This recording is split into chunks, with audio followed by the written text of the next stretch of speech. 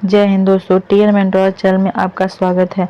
आज हम लोग संस्कृत के बाकी बचे हुए क्वेश्चंस करेंगे जो कि आपके एग्ज़ाम के पॉइंट ऑफ व्यू से बहुत ही इम्पोर्टेंट है।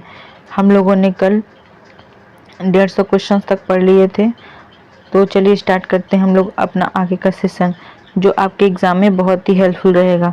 अगला हमारा क्वेश्चन है कि ध्वन्यात्मक लोक के ग्रंथ के रचयिता कौन है। तो ध्वन्यात्मक लोक ग्रंथ के रचयिता आनंदवर्धन है। इसका ऑप्शन नंबर 20 सही हो जाएगा। अगला हमारा प्रश्न है कि वेड़ी संहारम नामक कृति के लेखक कौन है। तो वेड़ी संहारम कृति के लेखक भट्ट नारायण है।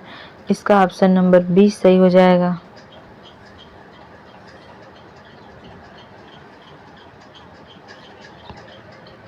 अगला हमारा प्रश्न है पंचतंत्रम के रचयिता कौन है। तो पंचतंत्रम के रचयिता विष्णु शर्मा है।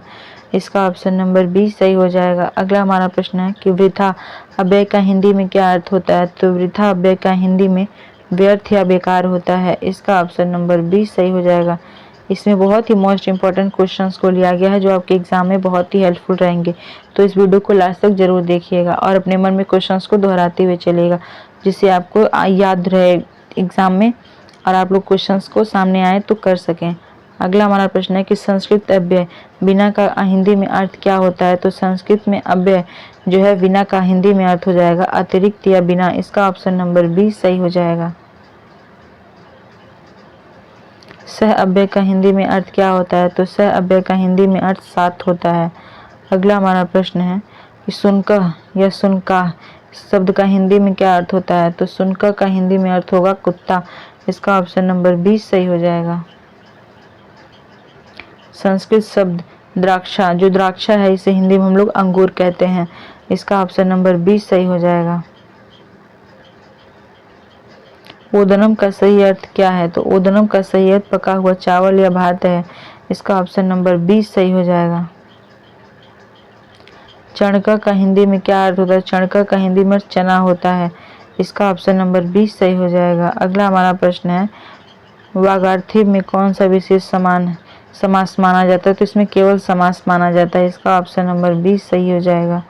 ये क्वेश्चंस बार बार रिपीटेड हो रहे हैं क्योंकि ये 2011 से 2022 तक क्वेश्चंस बार बार हर किसी न किसी शिफ्ट में पूछे जा चुके हैं। अगला हमारा प्रश्न है कि कर्णियम शब्द में किस प्रत्यय का प्रयोग हुआ है। तो कर्णियम शब्द में अनियर प्रत्यय का प्रयोग हुआ है। इसका ऑप्शन नंबर 20 सही हो जाएगा। पठितवान शब्द में कौन सा प्रत्यय प्रयुक्त हुआ है। तो पठितवान में कत्व प्रत्यय प्रयुक्त हुआ है। इसका ऑप्शन नंबर 20 सही हो जाएगा।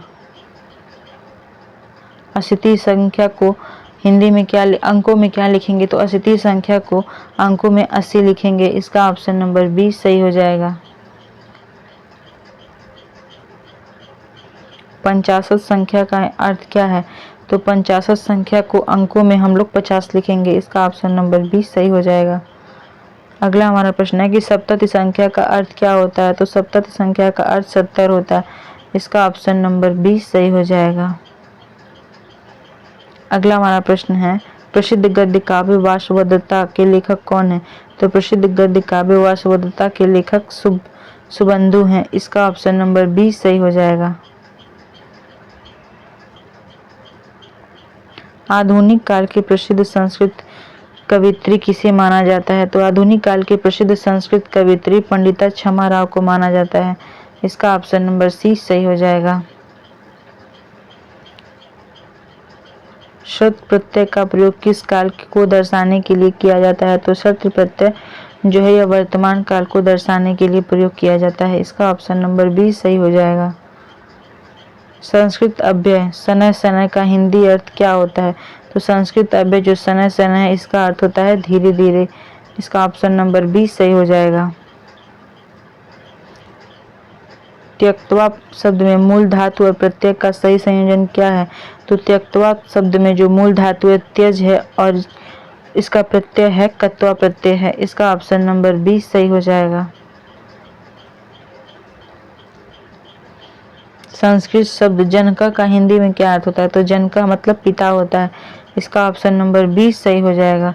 भ्राता मतलब भाई हो जाता है। राजन मतलब राजा, राजा का हो जाएगा राजन, और पुत्र का पुत्र ही होता है। अगला हमारा प्रश्न है भगनी शब्द का अर्थ क्या होगा? तो भगनी मतलब बहन होता है। इसका ऑप्शन नंबर 20 सही हो जाएगा। संस्कृत में कदली फलम किस फल को कहते हैं? तो संस्कृत में कदली फलम को केला कहते हैं और द्राक्षा ये अंगूर को कहते हैं। अगला हमारा प्रश्न है सहस्त्रम संख्या का अर्थ क्या है? तो सहस्त्रम संख्या का जो अर्थ है इसे 1000 को हम सहस्त्रम कहते हैं। इसका ऑप्शन नंबर 20 सही हो जाएगा। एकाशीति संख्या को अंकों में कैसे लिखा जाएगा? तो एकाशीति संख्या को 81 अंकों में लिखा जाएगा। इसका ऑप्शन नंबर 20 सही हो जाएगा। अगला हमारा प्रश्न है वर्णों की अत्यधिक निकटता या सन्निधि को व्याकरण में क्या कहते हैं? तो वर्णों की अत्यधिक निकटता या सन्निधि को व्याकरण में संहिता या संधि कहते हैं। इसका ऑप्शन नंबर 20 सही हो जाएगा। अगला हमारा प्रश्न है कि संयोग संज्ञा कब होती है? तो संयोग संज्ञा दो व्यंजनों के बीच स्वर का व्यवधान होने पर संयोग संज्ञा होती है। इसका ऑप्शन नंबर 20 सही हो जाएगा। विशाख दत्त द्वारा रचित मुद्रा राक्षस किस प्रकार का नाटक है? तो यह राजनीति प्रधान प्रकार का नाटक है। इसका ऑप्शन नंबर 20 सही हो जाएगा। संस्कृत अव्यय कथम का हिंदी में क्या अर्थ है? तो कथम का अर्थ हो जाएगा क्यों और कैसे। इसका ऑप्शन नंबर 20 सही हो जाएगा। सेवमानः सेवा करता हुआ शब्द में किस प्रत्यय का प्रयोग हुआ है? तो इसमें सानस प्रत्यय प्रयोग हुआ है। इसका ऑप्शन नंबर 20 सही हो जाएगा। ध वर्ण माहेश्वर सूत्रों के किस वर्ग के अंतर्गत आता है? तो ध वर्ण माहेश्वर सूत्रों के तो वर्ग के अंतर्गत आता है। इसका ऑप्शन नंबर डी सही हो जाएगा।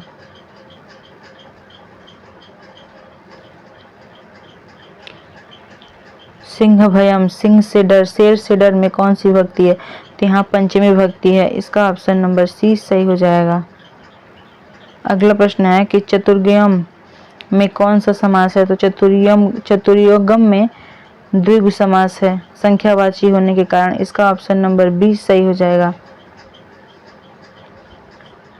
चतुर्युगम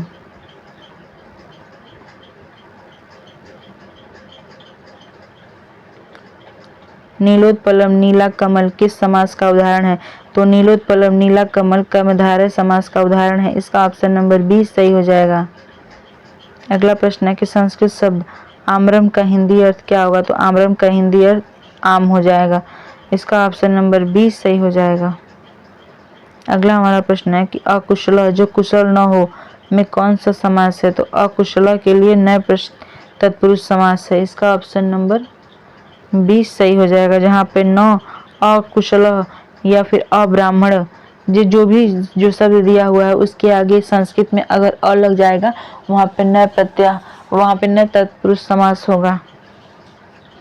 अगला हमारा प्रश्न है नीलकमलम किस समास का उदाहरण है?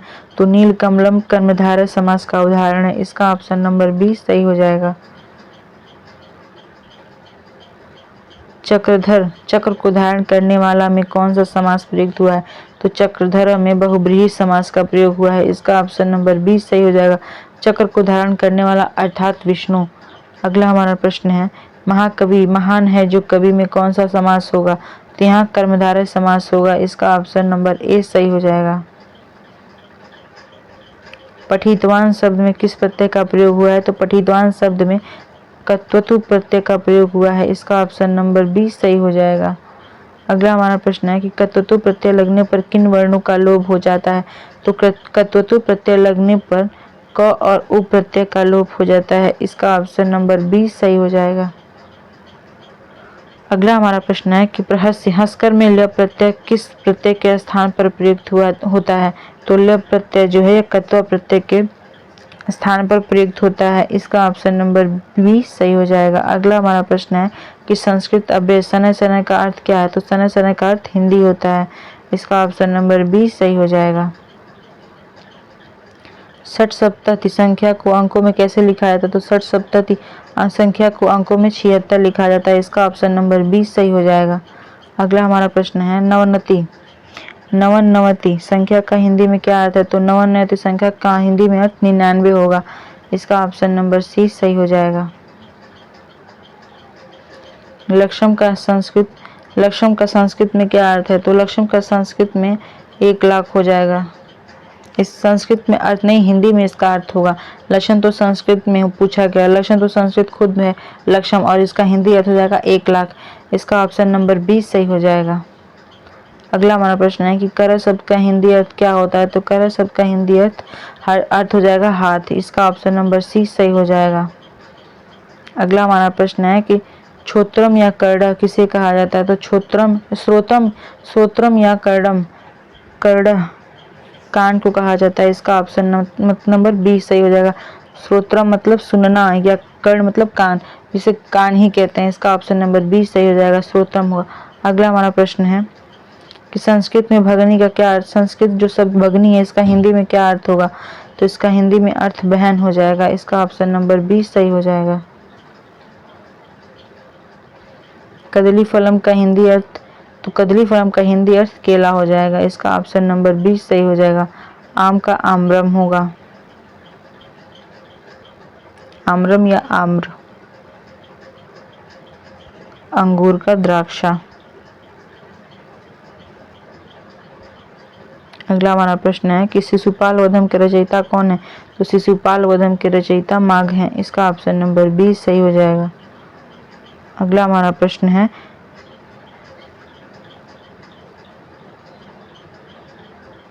नैषधीय चरितम महाकाव्य किसने लिखा है? तो नैषधीय चरितम महाकाव्य श्रीहर्ष ने लिखा है। इसका ऑप्शन नंबर 20 सही हो जाएगा। अगला हमारा प्रश्न है कि वासवदत्ता गद्य काव्य है के लेखक कौन है? तो वासवदत्ता के लेखक सुबंधु हैं। इसका ऑप्शन नंबर 20 सही हो जाएगा। आधुनिक काल की प्रसिद्ध संस्कृत कवित्री कौन है? तो आधुनिक काल की जो प्रसिद्ध संस्कृत कवित्री हैं वो पंडिता क्षमा राव हैं। इसका ऑप्शन नंबर 20 सही हो जाएगा। हितोपदेश के लेखक कौन है? तो हितोपदेश के लेखक नारायण पंडित हैं। इसका ऑप्शन नंबर 20 सही हो जाएगा। अगला हमारा प्रश्न है स्वप्नवासवदत्तम नाटक के लेखक कौन है? तो स्वप्नवासवदत्तम नाटक के लेखक भास हैं। इसका ऑप्शन नंबर 20 सही हो जाएगा। भास ने कुल कितने नाटकों की रचना की है? तो भास ने कुल 13 नाटकों की रचना की है। इसका ऑप्शन नंबर 20 सही हो जाएगा। ये संस्कृत के बहुत ही मोस्ट इम्पॉर्टेंट साहित्य और व्याकरण के प्रश्न हैं जो आपको एग्जाम में बहुत ही हेल्पफुल देंगे। अगला हमारा प्रश्न है कि काव्य प्रकाश ग्रंथ के रचयिता कौन है? तो काव्य प्रकाश ग्रंथ जो ग्रंथ है इसके रचयिता आचार्य मम्मट हैं। इसका ऑप्शन नंबर 20 सही हो जाएगा। ध्वन्यालोक के रचयिता कौन है? तो ध्वन्यालोक के रचयिता आनंद वर्धन है। इसका ऑप्शन नंबर 20 सही हो जाएगा। वेड़ी संहारम के लेखक कौन है? तो वेड़ी संहारम के लेखक भट्ट नारायण है। इसका ऑप्शन नंबर 20 सही हो जाएगा। अगला हमारा प्रश्न है कि पंचतंत्रम के लेखक कौन है? तो पंचतंत्रम के लेखक विष्णु शर्मा हैं। इसका ऑप्शन नंबर 20 सही हो जाएगा।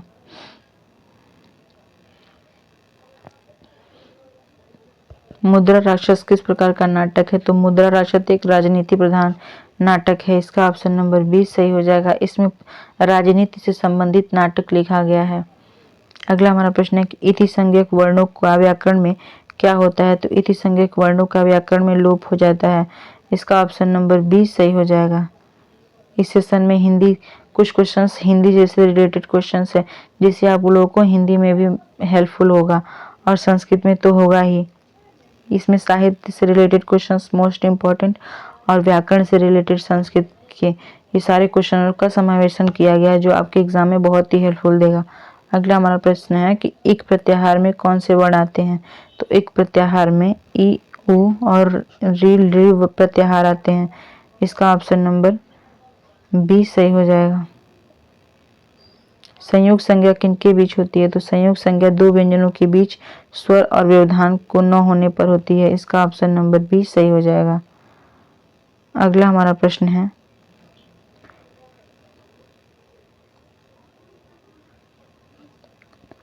सुप्तियंगतम पदम सूत्र में कौन सी संज्ञा होती है? तो सुप्तियंगतम पदम में पद संज्ञा होती है। इसका ऑप्शन नंबर 20 सही हो जाएगा। सन्निधि या वर्णों की अत्यधिक निकटता को क्या कहते हैं? तो सन्निधि या वर्णों की अत्यधिक निकटता को संहिता या संधि कहते हैं। इसका ऑप्शन नंबर 20 सही हो जाएगा। पंचगवम 5 गायों का समूह में कौन सा समास है? तो पंचगवम 5 गायों का समूह, इसमें द्विगु समास है। इसका ऑप्शन नंबर 20 सही हो जाएगा। अगला हमारा प्रश्न है कि संस्कृत में अच प्रत्याहार के अंतर्गत क्या आते हैं? तो संस्कृत में अच प्रत्याहार के अंतर्गत स्वर आते हैं और हल प्रत्याहार के अंतर्गत व्यंजन आते हैं। इसका ऑप्शन नंबर 20 सही हो जाएगा। अगला हमारा प्रश्न है कि यूप दारू में दारू लकड़ी की किसके लिए किया गया है? तो यूप दारू में जो दारू है, जो दारू का मतलब हिंदी में लकड़ी होता है, यज्ञ के खंभे के लिए प्रयोग किया गया है। इसका ऑप्शन नंबर 20 सही हो जाएगा। अगला हमारा प्रश्न है कि वागर्थव्य में कौन सा विशेष समास माना जाता है? तो इसमें केवल समास माना जाता है। इसका ऑप्शन नंबर 20 सही हो जाएगा। पंचगंगम नदी के नाम के आगे संख्या में कौन सा समास है? तो पंचगंगम, इसमें अव्ययी भाव समास है। इसका ऑप्शन नंबर 20 सही हो जाएगा। नदी भीष्म सूत्र के अनुसार यहाँ पे अव्ययी समास हो जाएगा, लेकिन अगर जो कभी कभी वहाँ पे द्विगु समास को भी दे दिया जाता है। संस्कृत अव्यय एव का हिंदी में क्या अर्थ है? तो जो संस्कृत अव्यय एव है, इसका हिंदी में अर्थ ही हो जाएगा। इसका ऑप्शन नंबर 20 सही हो जाएगा।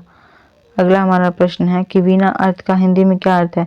तो बिना का हिंदी में अर्थ बिना या अतिरिक्त हो जाएगा। इसका ऑप्शन नंबर 20 सही हो जाएगा। अगला हमारा प्रश्न है कि सह अव्यय का सही अर्थ बताइए। तो सह अव्यय का हिंदी में सही अर्थ 7 हो जाएगा। इसका ऑप्शन नंबर 20 सही हो जाएगा। अगला हमारा प्रश्न है संस्कृत संख्या पंच का हिंदी का अर्थ क्या होगा? तो इसका हिंदी में पंच का अर्थ हो जाएगा 5। इसका ऑप्शन नंबर 20 सही हो जाएगा। अगला हमारा प्रश्न है संख्या 10 का अंकों में कैसे लिखा जाएगा? तो संख्या अंक को 10 ही लिखा जाएगा। यहाँ पे दशम होगा।